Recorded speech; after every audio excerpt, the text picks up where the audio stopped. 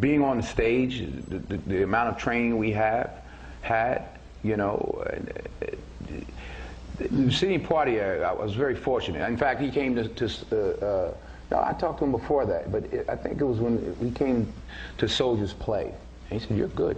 Oh, wow. Yeah, and wow. I got a part in a movie in 1986.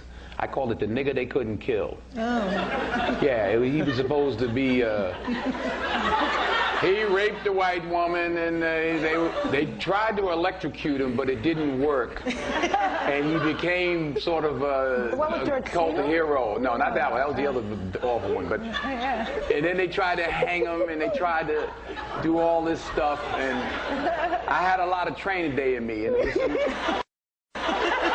there were some Jewish people in the audition, and I said, yeah. They said, no, it's funny. It's like they hang them and then they can't. I said, yeah, like you bring some Jewish people into a room and they think it's a shower, but it's gas. Oh. And they said, right. I said, right. That ain't funny. Mm. So to me, it wasn't funny about putting a rope around my MFN neck either. I made a point. The guy was like, who the hell is this little nigga talking like this? So anyway, make a long story long, I called Sidney, and I was sick because he told me to call him. If I, you know, I said, man, they offered me $600,000 to play the nigga they couldn't kill.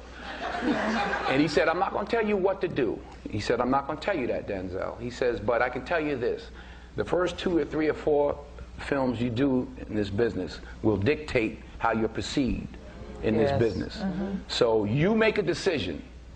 You know, he didn't tell me what to do, and I give him credit for that. And I turned it down, and 6 months later, I got Cry Freedom and got an Oscar nomination.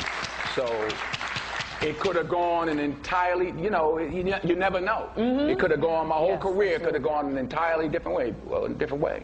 Okay, Ms. Davis? And all the Jewish people now, just making a point. But I was dead serious about that, because they were laughing. Like, oh no, it's funny, they electrocute him, and then I could just see the poster with me with a rope around my neck.